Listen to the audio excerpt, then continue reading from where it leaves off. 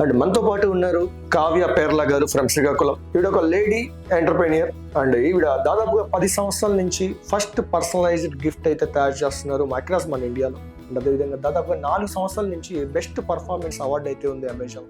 ఏ విధంగా వీళ్ళు యూజ్ చేస్తున్నారు ఈ ఆన్లైన్ ప్రొడక్ట్స్ అనేవి మనమే తెలుసుకుందాం. నమస్కారం మేడం. నమస్తే అండి. ఎలా ఉన్నారు? బాగున్నా అండి. మేడం ఎలా రన్ అవుతుంది? మీరైతే ఒక లేడీ ఎంటర్ప్రెన్యూర్, ఎంతమందికి ఎంప్లాయ్ కల్పిస్తున్నారు? ఒక 10 మెంబర్స్ ఉన్నారండి, లేడీస్. ఎలా వచ్చింది మేడం ఈ ఐడియా?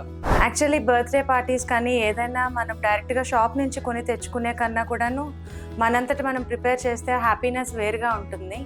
మీరు చేసే బిజినెస్లో ఎటువంటి టైప్స్ ఆఫ్ ఈ వస్తువులను అయితే మీరు తయారు చేసి మీరు అమెజాన్కి కానివ్వండి, ఫ్లిప్కార్ట్ కానివ్వండి, వీటికైతే మీరైతే పంపిస్తున్నారు? అవునండి. ఎటువంటి వస్తువులు పంపిస్తున్నారు మీరు? మేము ప్రస్తుతానికి ఓన్లీ బర్త్డే పార్టీ సప్లైస్ వరకే చేస్తున్నామండి.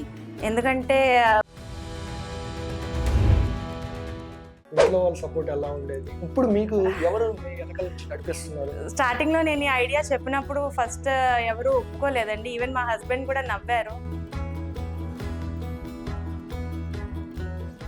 మేడం ఓన్లీ నార్మల్ పీపుల్స్ కైనా, మీరు ఎప్పుడన్నా సెలబ్రిటీస్ కానివ్వండి, ఎమ్మెల్యేలు కానివ్వండి, వీళ్ళ దగ్గర నుంచి మీకు ఏమైనా ఆర్డర్స్ వచ్చాయా? యా, వచ్చాయండి. వన్ ఫైన్ డే మార్నింగ్ లేచేటప్పటికి సుహాసిని గారి దగ్గర నుంచి మెసేజ్ వచ్చింది.